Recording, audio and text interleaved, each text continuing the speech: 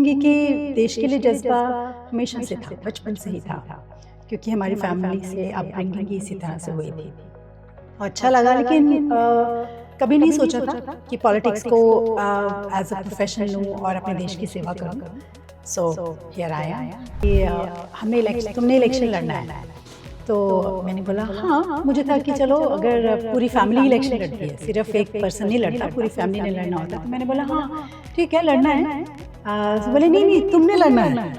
और पवन बांसल जी ने आपको बुलाया और हमने वहाँ जाना और तुमने इलेक्शन लड़ना है। ड्यूट करके अपने हस्बैंड को, और ऐसा हस्बैंड बड़ी खुशकिस्मत लेडीज़ को मिलता है जो आपको इतना सपोर्ट करे। कांग्रेस ने 3 बार मुझे यहाँ पर मुझे टिकट दी और मैं धन्यवाद करना चाहती हूँ। और मैंने उस समय भी ज्वाइन करते कहा था कि मेरी माँ है ये पार्टी, और यहाँ पर आकर मैंने बीजेपी से कोई पद नहीं मांगा, कोई ओहदा नहीं मांगा। प्रदेश की तो बात अलग है, राष्ट्रीय स्तर पर मैं मेंबर थी, वहाँ पर मैंने कोई शर्त नहीं रखी, तो अपॉर्चुनिटी वाली बात हुई नहीं। नमस्कार, आप देख रहे हैं दैनिक ट्रिब्यून और मैं हूं भगवत सिंह। आज हमारे साथ हैं खास मेहमान, 3 बार की पार्षद ये रह चुकी हैं। वर्ष 2011 में जब इन्होंने अपना राजनीतिक सफर शुरू किया था तो ये एक्सीडेंटली पॉलिटिक्स में आई थी, लेकिन अब लोगों के बीच ये अपनी जगह बना चुके हैं। जी हाँ, मैं स्वागत करता हूँ मैम गुरबख्श रावत का, जो अभी पार्षद हैं और भाजपा में हैं। मैम, सबसे पहले पॉलिटिक्स में आना कैसे हुआ, और जब 2011 में जब आप इलेक्शन लड़ रहे थे तब एक्सीडेंटली आप आए थे। हमने सुना है कि आपका मन भी नहीं था चुनाव लड़ने का उस टाइम, और आपके हस्बैंड ने आपको बोला नहीं, आपको इलेक्शन लड़ना है। जी, मैं basically by profession IT professional हूँ, और जब ये वार्ड यहाँ से वुमेन रिजर्वेशन हुआ 39-40 का, तो पहली बार मुझे यहाँ से इलेक्शन लड़ने के लिए कहा गया, और मुझे था कि ठीक है, मैं लड़ लेती हूँ इलेक्शन। और बहुत सोच के मैंने ये डिसीजन लिया, परिवार से पूछा, फैमिली से पूछा, सबसे पूछा। तो मुझे लगता था कि आईटी में बैकग्राउंड बहुत अच्छा है मेरा, और बहुत ही ब्राइट फ्यूचर रहेगा, क्योंकि आईटी प्रोफेशनल्स आपको पता है कि हाईली पेड प्रोफेशनल्स रहते हैं। वहाँ से देश सेवा में आना एक बहुत बड़ा डिसीजन था मेरे लिए। सो उस समय फैमिली की सपोर्ट रही, सबकी सपोर्ट रही, तो मैंने ये किया। और उस समय अंदाज़ा नहीं था कि इतना बेहतर कर पाऊँगी, लेकिन हाँ, जज़्बा ज़रूर था अपने देश के लिए, देशभक्ति का जज़्बा ज़रूर था, क्योंकि मेरे ग्रैंड पेरेंट्स भी फ्रीडम फाइटर्स रहे हैं। मेरे फादर साहब फ़ौज में रहे हैं, और मेरे फादर इन लॉ भी जो हैं वो हमेशा ही गढ़वाल सभा से समाज सेवा से जुड़े रहे हैं, और हमारी फैमिली भी हमेशा समाज सेवा से जुड़ी रही। मैम, सुनने में ये आ रहा था उस टाइम ये वार्ड रिजर्व हुआ था, इसलिए आपको इलेक्शन लड़ना पड़ा था, लेकिन फिर भी आप मना कर रहे थे कि यार मुझे पॉलिटिक्स में क्यों डाल रहे हो। आपके हस्बैंड तो पॉलिटिक्स में पहले से ही थे, उन्होंने चुनाव लड़ना था। बिल्कुल, मेरे हस्बैंड पहले से ही पॉलिटिक्स में थे, और एक एक्टिविस्ट थे, और हमेशा समाज सेवा में लगे रहते थे। और यहाँ पे जो काउंसलर की वार्ड कमेटी होती है, उसके मेंबर भी थे, और वार्ड की डेवलपमेंट के लिए अपना कंट्रीब्यूशन दे रहे थे। तो हम सब ने सोचा ही था, और एक परसेप्शन बनी थी कि हाँ जी, टिकट मिलेगी तो मेरे हस्बैंड को मिलेगी, और he will contest the election, और we are all going to support. तो एक दिन मुझे ऑफिस से लेने आए और बोले कि तुमने इलेक्शन लड़ना है। तो मैंने बोला हाँ, मुझे था कि चलो अगर पूरी फैमिली इलेक्शन लड़ती है, सिर्फ एक पर्सन नहीं लड़ता, पूरी फैमिली ने लड़ना होता है, तो मैंने बोला हाँ ठीक है, लड़ना है। तो बोले नहीं नहीं, तुमने लड़ना है। और पवन बांसल जी ने आपको बुलाया और हमने वहाँ जाना और तुमने इलेक्शन लड़ना है। क्योंकि मेरे हस्बैंड पॉलिटिक्स में एक्टिवली पार्टिसिपेट करते रहे, और डिफरेंट एक्टिविटीज़ में मैंने भी हमेशा पार्टिसिपेट किया और सपोर्ट करती रही, तो कहीं ना कहीं मुझे लगता है कि पार्टी के मन में, लोगों के मन में ये था कि मैडम भी लड़ सकती हैं, और she can also make a difference to the society, और वो एक वार्ड काउंसलर बेहतर रहेंगी। तो उन्होंने मेरा नाम ऑलरेडी प्रपोज़ कर दिया था, और फिर उसके बाद मुझे पता लगा कि हाँ, मुझे टिकट दी जा रही है, और I would have to contest this election. लेकिन ये कहूँगी कि देश के लिए जज्बा हमेशा से था, बचपन से ही था, क्योंकि हमारी फैमिली से अपब्रिंगिंग ही इसी तरह से हुई थी। अच्छा लगा, लेकिन कभी नहीं सोचा था कि पॉलिटिक्स को एज अ प्रोफेशन लूँ और अपने देश की सेवा करूँ। So here I am. अभी तक मैम राजनीति में आपके सफ़र की बात करें, आप किस तरह से देखते हैं अपने सफ़र को? काफ़ी लंबा ही आपका सफ़र रहा है, 3 बार जी, की आप पार्षद रही हैं, डिप्टी मेयर भी जी, आप रह चुकी हैं। जी। कैसा सफ़र रहा और ख़ास तौर पर एक महिला के तौर पर क्या काफ़ी डिफ़िकल्टीज़ भी रही हैं?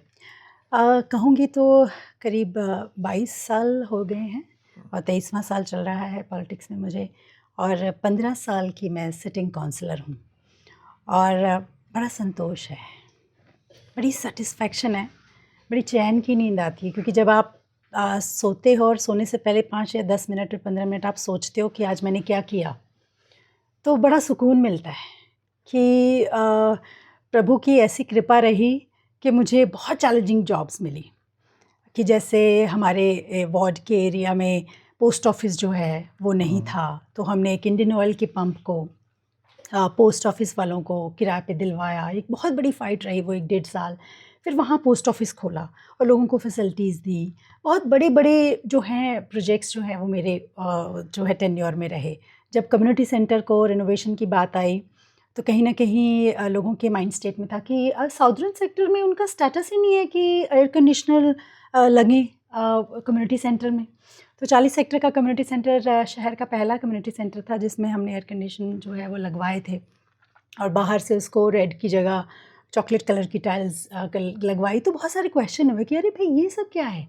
ये क्रिएटिविटी है, ये हमारे एरिया के स्टेटस को बढ़ाने के लिए एफ़र्ट्स किए जा रहे हैं, एरिया को खूबसूरत बनाने के लिए एफ़र्ट्स किए जा रहे हैं। और मैं धन्यवाद करना चाहूँगी मेरे वार्ड रेज़िडेंट्स का। आज अगर मैं यहाँ पहुँची हूँ, या अगर आप आज मुझे इतना सक्सेसफुल देख रहे हैं, बिल्कुल सबसे पहला सहयोग मेरे परिवार का है, मेरे हस्बैंड का है, मेरे मदर इन लॉ का है, मेरी पूरी फैमिली का है। लेकिन उससे भी ज़्यादा मैं कहूँगी सपोर्ट मेरे वार्ड रेज़िडेंट्स का है। कभी कोई मुद्दा हुआ या कोई बात हुई, उन्होंने उठाया, मैंने बोला ऐसा होना चाहिए, जो कभी पहले कई बार नहीं हुआ है। मतलब किसी भी वार्ड में मुझे नहीं लगता इंडियन ऑयल पंप के अंदर पोस्ट ऑफिस खुला हाँ, होगा। नहीं। हम ऐसी-ऐसी नई चीज़ें लेकर जाते रहे और एडमिनिस्ट्रेशन से अप्रूव करवा के लाते थे, और फिर उन्हीं के ऑफ़िसर साहिबान को बुलवा के इसका इनॉग्रेशन भी करवाते थे, और लोगों का मतलब उत्साह देखने को मिलता था।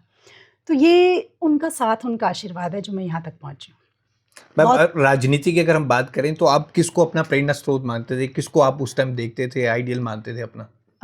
देखिए मैं एज़ सच अगर आप ये कहें कि एक औरत को अगर आगे बढ़ना है, तो अंदर एक स्पार्क जो एक औरत को फ़ील होता है, उस समय मैं हमेशा देखती थी कि इंदिरा गांधी जी की स्पीचेस मैं बहुत सुनती थी, और मैंने एक जो है आर्टिकल भी लिखा है, politics as a career choice for women, और वो कई अखबारों में छपा भी है, जिसमें मैंने ये बताया है कि औरत को एक जो वो इक्वालिटी का आप सोचते हैं, वो मुझे लाइफ में कहाँ-कहाँ मिला, और कहाँ-कहाँ पर इस चीज़ का आंकलन मैंने किया, और मैंने सोचा कि मैं इस शहर के लिए, इस वार्ड के लिए, इस देश के लिए कुछ कर सकती हूँ। तो ऑफ़ कोर्स आयरन लेडी रही तो उनकी स्पीचेज़ मुझे बहुत इम्पैक्ट करती थी। सो इसलिए मैंने हमेशा सोचा कि ये जज़्बे को मैं आगे लेके चलूँ, और आपने देखा भी है कि हमारा एजिटेशन से लेके, प्यार से काम करवाने से लेकर, कहीं झुककर सजदा भी है, तो कहीं खड़े होकर अपनी बातों को मनवाने का भी जज़्बा है। वो सब उतार-चढ़ाव आते रहे, किया है। मैम आपके हस्बैंड की बात करें बृंदर रावत की, जब उन्होंने चांस दिया था आपको तो एक्सीडेंटली दिया था क्योंकि वार्ड रिज़र्व हो गया था लेडीज़ के लिए। लेकिन उसके बाद से वो चुनाव नहीं लड़ पाए और उन्होंने आपको हर जगह मैदान में उतारा है। जी। उनके सैक्रिफ़ाइस को आप देखते हैं कि वो बोलते हैं कि यार मैंने तो तुझे एक्सीडेंटली डाला था और तू सच्ची में पॉलिटिक्स में पैर जमा के बैठ गई। देखिए मैं सल्यूट करती हूँ, सल्यूट करती हूँ अपने हस्बैंड को, और ऐसा हस्बैंड बड़ी खुशकिस्मत लेडीज़ को मिलता है जो जो आपको इतना सपोर्ट करे। मतलब आप ये देखिए, मैं कई बार क्या होता है कि जैसे रात तक देर तक काम करती है, आईटी प्रोफेशनल हूँ, तो कई बार देर तक लैपटॉप पे काम करती हूँ, तो सुबह मुझे रहता है कि अरे मुझे उठना थोड़ा आराम से है। लेकिन सबसे पहली चाय मेरे लिए मेड के आने से भी पहले मेरे हस्बैंड बनाते हैं, और उसके बाद आप वो बात सिर्फ ये नहीं है कि मैं बता रही हूँ कि वो सिर्फ चाय बनाते हैं, लेकिन मेरे अंदर वो जज्बा जगाना, उस वो स्पार्क को जगाने में भी उनका बड़ा हाथ है। मैंने इनको बोला कि अरे जब ये मेरे पास ऑप्शन आई तो मैंने बोला कि अरे मेरा हाँ, हाईली पेड प्रोफेशनल है और मेरा आईटी में आपको पता है कितना अच्छा रहता है और आज की डेट में करियर भी बहुत सेटल रहता है और मेरे हम बच्चों को, घर को, ये सब चीज़ें कर सकते हैं। तो I want to be IT professional. तो उन्होंने बोला कि ये तुम्हारी चॉइस है। फिर मैंने सोचा कि हाँ, ये अपॉर्चुनिटी भी मुझे मिली है और जो काउंसलर्स हैं वो अगर वो देखिए वकील हैं तो वो अपना पेशा कायम रख रहे हैं और उसके अलावा कोई बिजनेसमैन है तो वो अपना पेशा कायम रख रहे हैं, लेकिन मेजॉरिटी ऑफ द टाइम आपको पब्लिक को देना है। तो फुल टाइम पॉलिटिशियन ज़रूरी नहीं है होना, लेकिन बेहतर पॉलिटिशियन होना और एक देश के लिए काम करना ज़रूरी है। तो उन्होंने बोला कि मेरा निकनेम आशू है, तो उन्होंने मुझे बोला कि आशू, पैसा दुनिया में बहुत लोगों के पास है, लेकिन नाम किसी किसी के पास है और तुम्हें एक ये नाम बनाने का, परिवार का और देश के लिए काम करने का एक ये अपॉर्चुनिटी मिली है। We should do well it. So हमने किया। और अगर आप कहेंगे कि वो उन्होंने इलेक्शन नहीं लड़ा तो मैं नहीं मानती। मेरा हर इलेक्शन उन्होंने ही लड़ा है। मैं सिर्फ चेहरा हूँ, जो मैं कर सकती हूँ वो करूँगी। ये सिर्फ कहने की बात है कि इलेक्शन वो कैंडिडेट लड़ता है, इलेक्शन उसका परिवार लड़ता है, उसके बच्चे लड़ते हैं, उसके सपोर्टर्स लड़ते हैं, उसके वार्ड रेजिडेंट्स लड़ते हैं। और जब जनता इलेक्शन लड़ती है, परिवार इलेक्शन लड़ता है, तभी जीत होती है। एक इंडिविजुअल जो है वो बिल्कुल पार्टिसिपेट करता है, एक चेहरा होता है, उसको सामने रखा जाता है और वो भी इलेक्शन लड़ता है। लेकिन सही मायने में इलेक्शन जो है, आप मेरे हस्बैंड ने लड़ा है, मेरे परिवार ने लड़ा है, मेरे वार्ड रेजिडेंट्स ने लड़ा है, तभी मैं जीत पाई हूँ। मैम, कंट्रोवर्सीज़ की अगर हम बात करें तो आपसे काफ़ी कंट्रोवर्सीज़ भी जुड़ी रही हैं। कभी आपकी गुमशुदा के पोस्टर्स भी आपके वार्ड में लगाए हैं लोगों ने, कभी आपका खुलकर विरोध भी हुआ है प्रोग्राम्स में। आप टोटली उनको किस तरह से देखते हैं जो इस तरह से विरोध होता है? उसको कैसे टैकल करते हैं बेसिकली? देखिए, मैं मेरे फादर सिख परिवार से हैं, मेरे मदर हिंदू हैं। तो मैंने पढ़ा था कि गुरु नानक साहब जी की बानी है कि एक निंदक सदा ही नेड़े रखिए। तो अगर आपकी निंदा हो रही है ना, तो उससे आपको परेशानी नहीं होनी चाहिए। वो आपको अपना बेटर वर्जन एवरी डे बनाने में हेल्प करता है। तो मैंने निंदा से कभी नहीं घबराई। मैं चाहती हूँ कि अगर कोई मेरी निंदा कर रहा है तो वो मेरी कमियाँ हैं, मैं उनको अगली बार ठीक करूँगी और बेहतर हो जाऊँगी। हाँ, जहाँ तक रही पारिवारिक प्रॉब्लम जो आई हैं, वो किसी के साथ भी आ सकती है। वी ऑल आर ह्यूमन्स, हम लोग के परिवार हैं। अगर किसी की कोई परिवार में डेथ हुई तो किसी की भी हो सकती है। वो I mean counsellor is also a human.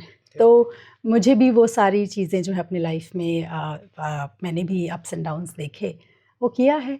और अगर मैं ये कहूँगी कि अगर लोग आपको परख रहे हैं, मैंने कहीं सुना था कि रद्दी की भी कीमत लगाई जाती है, गार्बेज की भी कीमत होती है। तो अगर कोई आपको परख रहा है ना, तो ऐसा नहीं है कि if you are born like a diamond फिर भी आपको परखा जाता है। सो मेरे कहने का मतलब है कि अगर कोई आपको परख रहा है तो उसमें मुझे उससे कोई परेशानी नहीं है। ठीक है, परखो, हर दिन परखो, ताकि मैं हर दिन बेटर और बेटर वर्जन बनती जाऊँ और ऑफ कोर्स लोगों की वैसे ही मदद कर पाऊँ, वैसे ही उनकी सेवा कर पाऊँ, जैसे कर रही थी उससे और बेहतर ढंग से कर पाऊँगी। मैम, आपकी एसोसिएशन कांग्रेस के साथ जुड़ी, कांग्रेस से आपने इलेक्शन लड़ा, कांग्रेस ने आपको एक चांस भी दिया जी। और उसके बाद आपने फाइनली कांग्रेस को लेफ्ट भी कर दिया। जी। उसका रीज़न क्या था? और ठीक मेयर इलेक्शन से लोग काफ़ी इसको लेकर भी काफ़ी बातें बनाते हैं कि आपने सिर्फ एक सिलेक्टिव, मतलब एक अपॉर्चुनिटीज़ को देखा और आप चले गए। इसके पीछे का क्या दौर था? कांग्रेस से क्यों मोह भंग हुआ? देखिए, कांग्रेस ने 3 बार मुझे यहाँ पर मुझे टिकट दी और मैं धन्यवाद करना चाहती हूँ। और मैंने उस समय भी जॉइन करते कहा था कि मेरी माँ है ये पार्टी। तो कांग्रेस से मैंने बहुत कुछ सीखा है। उन्होंने वो अपॉर्चुनिटी मुझे दी, मैं इस समाज में आई और इस समाज में हेल्प कर सकी, मतलब पॉलिटिक्स में आई और इस तरह से लोगों को समाज में उनकी सेवा कर पाई। इस माध्यम से काउंसलर चुनी गई। तो मेरा मुझे ऐसा नहीं है कि कांग्रेस में कोई बुरा है या कुछ ऐसा है, मैंने ऐसे कहा ही नहीं। कभी भी मेरी आप स्टेटमेंट उठा के देख लो, अगर मैंने कहा हो कि कांग्रेस में कोई कमी है। मुझे ऐसा एक अंदरूनी मतलब एक रहा कि मुझे प्रधानमंत्री मोदी जी की नीतियाँ बहुत पसंद। उनका जिस तरह से जुनून से वो काम कर रहे हैं देश के लिए, बहुत सारी चीज़ें जो हम सोच भी नहीं सकते थे कि होंगी, वो हुई हैं देश में। जो सदियों से नहीं हुआ वो किया है उन्होंने।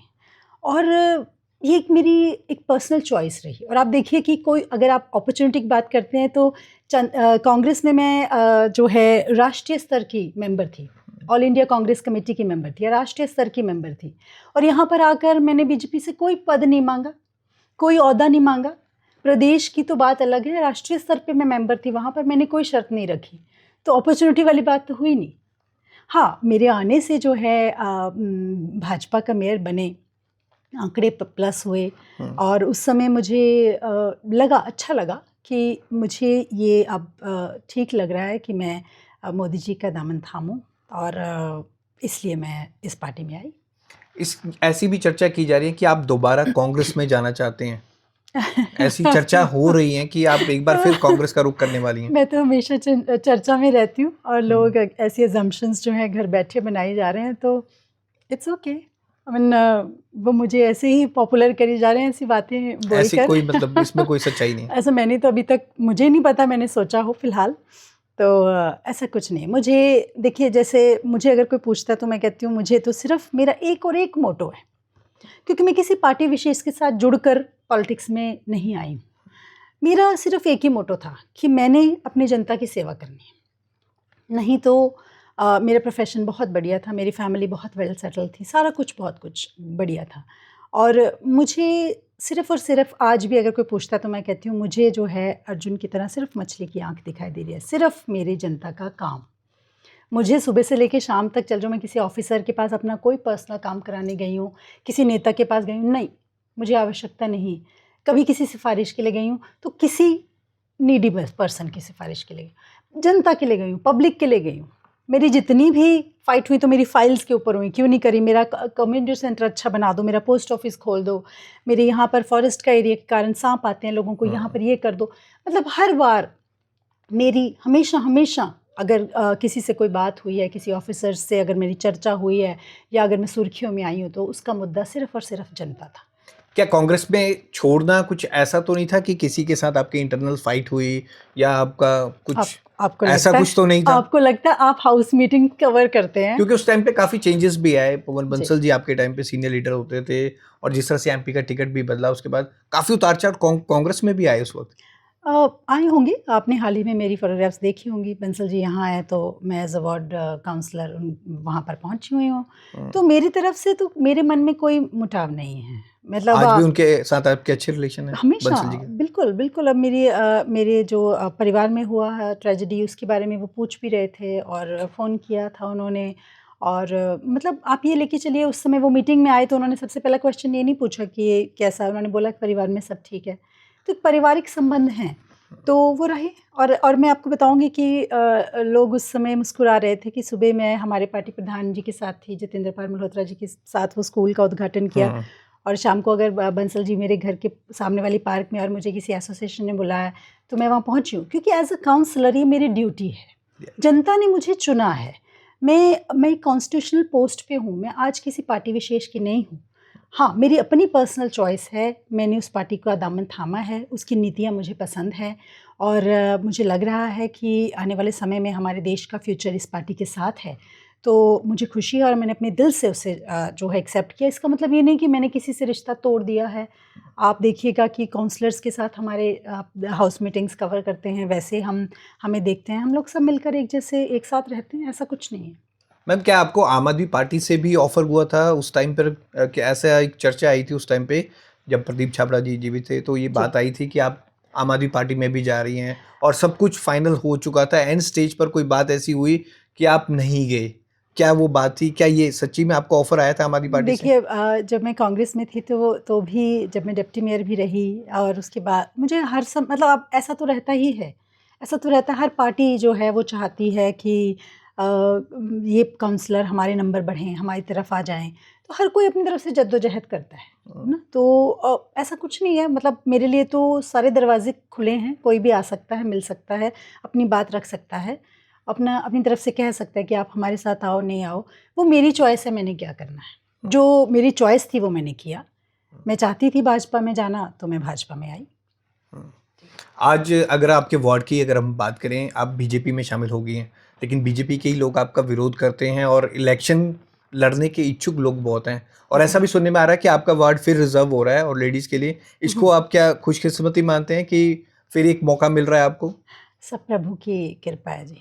मतलब आप ये लेके चलिए कि इच्छा मेरी बिल्कुल इच्छा शक्ति में कमी नहीं है। मैं अपने जनता की जो है वो सेवा करना चाहती हूँ और पूरा जज्बा है, और आपने देखा है पूरे पेस के साथ लगी हूँ हर समय। अपने लोगों की, अपने एरिया के कामों के लिए लगती हूँ। किसी को पसंद नहीं आता है, किसी को पसंद आता है, तो वो उनकी अपनी चॉइस है। मेरे लिए तो बाहें खोल के सबका स्वागत है। मैंने विरोध का भी स्वागत किया है, और अगर कोई मुझे स्वागत कर रहा है तो उसका तो ऑफ कोर्स बाहें खोल के दिल की गहराइयों से स्वागत है। तो ऐसा कुछ नहीं है। मैं अगर कोई विरोध में है या निंदा में है तो मैं उसको पॉजिटिव ही मानती हूँ, क्योंकि मुझे और बेहतर बनने की शक्ति मिलती है, एनर्जी मिलती है कि उन्हें और बेहतर से बेहतर करते जाना है और बनते जाना है। लेकिन मैम विरोध होता है, लेकिन जब अपने ही विरोध करें, आप उस पार्टी में हैं, वो उस पार्टी के लीडर हैं, काफ़ी टाइम से जुड़े हुए हैं, अब तक आप अलग पार्टी में थे। अब ऐसा नहीं होता कि एक ही परिवार के लोग हैं, आपस में लड़ रहे हैं और आपके खुले में प्रोग्राम में भी विरोध कर रहे हैं। आप विरोध करिए, पार्टी के अंदर करिए, बात जी, रखिए अपनी, किसी जी, मुद्दे पर रखिए। लेकिन जी। इस तरह का विरोध जब होता है तो आपको लगता नहीं कि ये क्या कर रहे हैं? अब क्यों कर रहे हैं? अब तो मैं इनकी पार्टी में हूँ। देखिए, वो उनकी चॉइस है। वो जैसा चाहते हैं, वो अगर वो एक्सप्रेस कर रहे हैं तो इट्स अप टू देम। मैं वही कहूँगी, मैंने ये नहीं सोचा कि वो जो विरोध करने वाला पर्सन है उसको मैंने कभी मापा नहीं। अच्छा, वो उस पार्टी का इसलिए विरोध कर रहा होगा तो मैं उसके विरोध को पॉजिटिव ना लूँ। नो, शायद मेरे में कोई कमी रह गई होगी, कहीं कूड़े का ढेर पड़ा होगा तो मैं उसको ठीक करने की कोशिश। मैंने, मेरा जवाब आपने सुन लिया था। कहीं भी मुझे पता है, लोग कहते हैं कि अरे कूड़े का ढेर पड़ा है, काउंसलर साफ़ नहीं करती। काउंसलर ने जाकर साफ़ नहीं करना, लेकिन इस सिस्टम को सुधारने के एफर्ट्स आपने देखे। हर हाउस मीटिंग में एक एक काउंसलर जी जान लगा देता है सिस्टम को सुधारने के लिए, बार बार कह रहा है, बोल रहा है। और हर एक एक टेंडर के पीछे, उसके पीछे पड़ा है कि कहीं ऑफिसर कोई कमी तो नहीं कर रहे हैं और हमारे एरिया को बेहतर बनाने में कोई कमी तो नहीं हो रही। लेकिन सफाई कर्मचारियों ने सफाई करनी है, वो भी अगर कहीं बीमार हो रहा है, कुछ हो रहा है, वो चीज़ों को भी, सारे सिस्टम को देखने के लिए उसका कवरअप कैसे करना है, वो डिसीजंस जो हैं वो लेने के लिए काउंसलर, मेयर और कमिश्नर के साथ मिलकर जो है मीटिंग्स करते हैं। आपने देखा ही है, पूरे ऑफिसर साहिबान रहते हैं। तो मैं ये सोच कर नहीं बैठी हूँ कि वो विरोध करने वाला एक पार्टी का है इसलिए मुझे उसका विरोध पॉजिटिव नहीं लेना। मुझे सबके, अगर कोई मेरे में कोई कमी निकाल रहा है तो मैं और बेहतर होती जाऊँगी। मेरे कहने का मतलब ये है। तो ऐसा नहीं है कि निंदा करने वाला आपके परिवार में है या परिवार से बाहर में तो आप उसकी निंदा को पॉजिटिव मत लो। मैं लेती हूँ, मुझे ऐसा नहीं सोचना है कि पहले मैं कहती हूँ कि ठीक है, अगर किसी रेजिडेंट ने मेरे में कमी निकाली है तो मैं उसको और बेहतर करूँगी। हालाँकि आपको भी पता है कि हम लोगों को अब क्या है कि हम लोगों को समझा रहे हैं कि आपको भी अपनी सिविक सेंस को इम्प्रूव करना है, क्योंकि वो जो आपने रैपर फेंका है या कूड़ा फेंका है उसको उठाने एक कर्मचारी एक ड्यूटी टाइम पे आएगा। आप 14 लाख जो आबादी हो तो 4-5 हज़ार जो हमारे कर्मचारी हैं वो एक टाइम पर आएंगे, उनको भी एक बंधी तनख्वाह मिलती है। दे आर ऑल्सो ह्यूमन, उनका भी एक ड्यूटी टाइम है, वो उसी टाइम उठा सकते हैं। अगर आप 24 घंटे फेंकते ही जाओगे तो हमने उनको भी इम्प्रूव करने के लिए अवेयरनेस कैंप्स, तो जो हमने उस दिन लगाया था एक कैंप, उसमें हम खाद बनाना बता रहे थे। हम कहते हैं कि अरे क्योंकि पतझड़ का मौसम आ रहा है तो कैसे अपने पत्तों को खाद में, क्योंकि अपने गार्डन्स को जो पत्ते हैं उनको खाद में जो है आप कन्वर्ट कीजिए। तो हम लोगों को अवेयर करने के लिए, सेंसिटाइज करने के लिए भी बाकायदा कैंप्स लगाते रहे हैं और लगाते रहेंगे, समझाते रहेंगे। अगर हमारी ऐसे इन सेंसिटाइजेशन ड्राइव से 100 में से 10 लोग भी समझ जाएंगे तो it will start creating a difference in Chandigarh. आप देखिए, जब कूड़ा लोग एक वो कचरे के बड़े बड़े डब्बे होते थे वहाँ फेंकते थे और वो राइट समझते थे कि डब्बा वहाँ हिलना नहीं चाहिए, वहीं पे हमने, क्योंकि हमने फेंकने जाना है। फिर वो रेडी से उठाने लग गए, फिर धीरे धीरे रेडी को हमने पार्टीशन किया कि भाई आपने गीला और सूखा अलग करना है। फिर हमने उसके बाद गाड़ियाँ लगाई, तो हर बार लोगों का थोड़ा बहुत विरोध हुआ, लेकिन वो धीरे धीरे समझ गए कि भी इसको प्रोसेस करना ज़रूरी है। कहीं इधर उधर फेंक के, म्यूनसिपैलिटी भी कहाँ कचरा फेंके, वो पहाड़ बन रहे हैं, उसको प्रोसेस करना ज़रूरी है। आप हमें सही ढंग से देंगे, सड़कों पे नहीं फेंकेंगे, डब्बे में गाड़ी में देंगे तो हम उसको प्रोसेस करेंगे। अब बहुत से लोग समझ गए, कुछ लोग नहीं समझ पा रहे हैं, तो धीरे धीरे समझ जाएंगे। और मैं हर तरह के विरोध को पॉजिटिव लेती हूँ। क्या गुरबख्श रावत इस बार चुनाव लड़ेंगी? इसको लेकर भी काफ़ी, मतलब हम कहे रूमर्स हैं, और ये कहा जाता है कि इस बार आप चुनाव नहीं लड़ेंगे, इस बार आप कनाडा चले जाएंगे, क्योंकि हर बार ये बात उठती है। जो विरोध करते हैं वो कहते हैं कि ये ठीक इलेक्शन के टाइम पे आते हैं, मेयर इलेक्शन के टाइम पे, या जब इनके काउंसिल के इलेक्शन होते हैं तब आते हैं, अदरवाइज ये कनाडा ही रहते हैं, वार्ड में तो रहते नहीं हैं? देखिए ऐसा है कि 15 साल में एक ट्रेजेडी मेरी फैमिली में हुई और सब किसी के भी साथ हो सकती है और काफ़ी एक नहीं सीक्वेंस ऑफ ट्रेजेडीज़ हुई तो रिलेटेड टू दैट तो बहुत एक वो ढंग ऐसा था लेकिन 15 साल में सिर्फ एक ही बार हुआ ऐसी ट्रेजेडी हुई है और मैं प्रभु चरणों में यही विनती करूँगी कि ऐसी ट्रेजेडी दोबारा मेरी फैमिली में ना हो, मुझे ये दिन ना देखना पड़े ऐसा दोबारा कभी और किसी को भी ना देखना पड़े। मैंने पहले भी कहा, अब भी कहूँगी, एक ह्यूमन हूँ, अगर कोई ऐसा परिवार को ज़रूरत है तो जाना पड़ा था। लेकिन ऐसा नहीं हुआ कि 15 साल में मैं हर इलेक्शन में चली गई, मैं तो यहीं थी, यहीं हूँ, यहीं रहूँगी। और एक आईटी प्रोफेशनल को जब यूएस जाने की हर जगह जाने की अपने करियर को एक्सप्लोर करने की अपॉर्चुनिटीज़ थी, वो सब छोड़ के जब मैंने डिसाइड कर ही लिया कि मैंने यहीं रहना है, आप लोगों की सेवा करनी है, तो अब दूसरी तो बात कोई बनती ही नहीं। और जहाँ तक रही इलेक्शन की बात, बिल्कुल लड़ना चाहूँगी, अपनी जनता की सेवा करना चाहूँगी, क्योंकि मुझे पता है कि इलेक्टेड रिप्रेजेंटेटिव की क्या पावर्स होती हैं और वो किस तरह से लोगों की सेवा कर सकता है। और पिछले पूरे 15 साल में मैंने प्रूव कर दिया है कि एज एन इलेक्टेड रिप्रेजेंटेटिव आप लोगों की आवाज़ सही दरवाजे तक, सही कानों तक पहुंचा के आप लोगों के काम करवा के दूंगी और बिल्कुल इलेक्शन लड़ना चाहूँगी और लोगों की सेवा करना चाहूँगी। कोई मैसेज मैम हमारे थ्रू आप देना चाहें, महिलाएं खासतौर पर व्यूअर्स जो देख रहे हों, क्योंकि कई एज महिला के तौर पर काफ़ी डिफ़िकल्टीज आती हैं और पॉलिटिक्स एक ऐसी चीज़ है जहाँ पे हर तरफ विरोध होता है और ऐसा कहा जाता है कि महिलाएं पॉलिटिक्स नहीं कर सकती और अब रिजर्वेशन भी सरकार मैंडेटरी कर रही है। कुछ कहना चाहेंगे, कोई मैसेज आप? देखिए, मैंने जो एक आर्टिकल लिखा था, politics as a career choice for women, वो मैंने तब लिखा जब मैं इस बार जनरल सीट से इलेक्शन लड़ी और सबसे पहले यही सोच लोगों के सामने आई जब यहाँ पे पता लगा कि रिजर्वेशन नहीं है, ये जनरल वार्ड है। तो कुछ लोगों ने मुझे कहा कि मैम जनरल वार्ड है, उनको पता था कि जनरल वार्ड पे कोई भी लिंग, कोई भी जाति का पर्सन जो है वो इलेक्शन लड़ सकता है। तो वुमेन भी लड़ सकती है, कोई भी लेडी लड़ सकती है, कोई भी पुरुष लड़ सकता है, किसी भी जाति से हो, अदर कैटेगरी भी कोई भी लड़ सकता है। लेकिन कुछ लोगों ने मुझे फ़ोन किए कि मतलब पढ़े लिखे लोग थे, उन्होंने फ़ोन किए कि मैडम हुण तो ये जेंट्स रिजर्व हो गया, हुण तुसी किवें लड़ोगे? सो मुझे ये लगा कि देखिए, समाज की हमारी ये सोच है कि जनरल कैटेगरी मीन्स सबसे पहले पुरुष को अधिकार है, औरत को अधिकार नहीं है। ये मतलब ये उनकी सोच थी, हालांकि अगर वो पढ़ते कि जनरल में तो सब कुछ हर कोई लड़ सकता है। तो ये मुझे उस समय बड़ा दिल को लगा कि अच्छा ये भी है, क्योंकि मतलब आगे कि रिजर्वेशन होगी तो लेडी को मिलेगी, अदरवाइज़ वो कितनी भी क्वालिफाइड क्यों ना हो, समाज उसको जनरल सीट पे एक्सेप्ट नहीं करा, क्यों? हालांकि अगर आप कोई भी सर्वे उस समय निकाल के देख लेते तो ये था कि एज अ विनिंग कैंडिडेट है गुरबख्श रावत। मैंने बोला भी अपने हस्बैंड को, मैंने बोला कि जनरल जो है वो इस बार रिजर्व है हमारा वार्ड, आप लड़ लीजिए इस बार। तो इन्होंने बोला कि नहीं, तुम ही लड़ोगी और हम दिखाएंगे समाज में कि एक औरत भी वेल क्वालिफाइड हो सकती है और वो जनरल सीट से लड़ सकती है और पहली चॉइस पूरी जनता की हो सकती है वो भी।